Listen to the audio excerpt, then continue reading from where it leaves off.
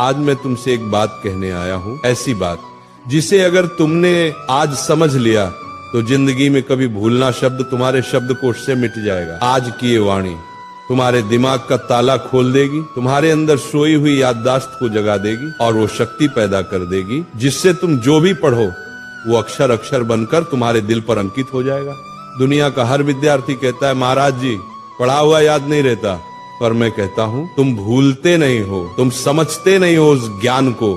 ज्ञान कोई चीज नहीं जो रट ली जाए, ज्ञान तो एक साधना है, एक तप है, एक ध्यान है, और जो इस साधना को समझ गया वो जिंदगी में किसी भी इम्तिहान में हार नहीं सकता, चाहे वो पेपर का हो या जिंदगी का।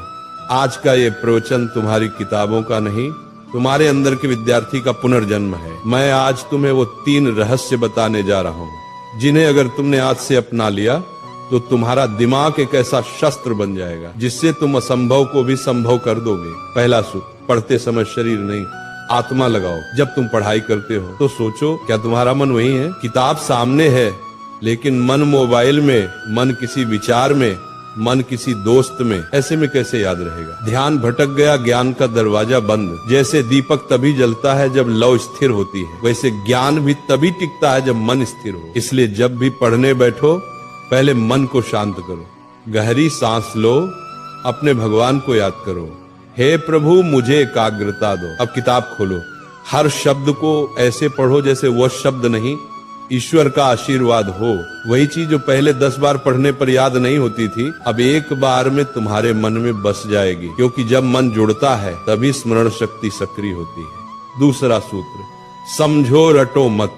आज के ज्यादातर विद्यार्थी रटकर पढ़ते हैं, पन्ने के पन्ने याद करने की कोशिश करते हैं बिना ये जाने कि उसमें लिखा क्या है। बेटा याद रखो, जो समझता है उसे भूलना मुश्किल है और जो रटता है वो भूलना तय है। समझकर पढ़ाई करने वाला विद्यार्थी सिर्फ किताब का ज्ञान नहीं बल्कि जीवन का ज्ञान पाता है। मान लो तुम्हें कोई टॉपिक पढ़ना है तो उसको चित्र बनाकर समझो, वो कैसे सूरज से गर्म होता है, कैसे बादल बनता है, कैसे बारिश आती है। जब तुम उस विषय को महसूस करने लगोगे तो वो कभी नहीं भूलेगा। ज्ञान को महसूस करो, क्योंकि जो महसूस किया जाता है वो याद नहीं किया जाता, वो बस जाता है। तीसरा और सबसे शक्तिशाली मंत्र, दोहराओ और किसी को सिखाओ। दुनिया का सबसे अच्छा तरीका याद रखने का यही है कि तुम किसी को सिखाओ। जब तुम सिखाते हो तो दिमाग खुद ब खुद गहराई में उतरता है। हर बार जब तुम दोहराते हो तो याददाश्त मजबूत होती है। अगर तुमने किसी चैप्टर को आज पढ़ा तो 24 घंटे बाद उसको दोहराओ, 3 दिन बाद फिर से पढ़ो, 7 दिन बाद फिर से दोहराओ। यही है स्पेस्ड रिपीटिशन, दिमाग की शक्ति का राज। और सबसे बढ़िया, अपनी माँ को, दोस्त को, भाई को वो टॉपिक समझाओ, क्योंकि जो दूसरों को सिखा सकता है वो खुद कभी भूल नहीं सकता। ये तीनों सूत्र अगर तुम रोज के जीवन में अपना लो तो भूलना असंभव हो जाएगा। बस इन 3 शब्दों को याद रखो, ध्यान, समझ, दोहराओ। जब मन लगेगा याद रहेगा, जब समझकर पढ़ोगे दिमाग में छप जाएगा, जब रोज दोहराओगे ज्ञान आत्मा में बस जाएगा। यही वो 3 ताले की चाबी है जो हर महान विद्यार्थी के पास होती है। स्मरण शक्ति बढ़ाने के गुप्त उपाय, भावनात्मक विस्तार।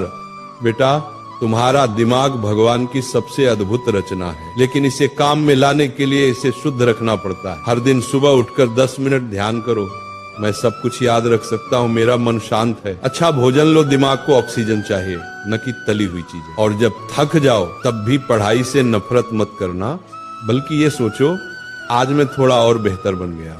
विद्यार्थी जीवन कोई सामान्य समय नहीं है, ये जीवन का सबसे बड़ा अवसर है। ये कुछ साल ऐसे हैं जहां तुम अपनी सोच से भगवान का भी रास्ता बदल सकते हो। एकाग्र मन से किया गया अध्ययन ही साधना है।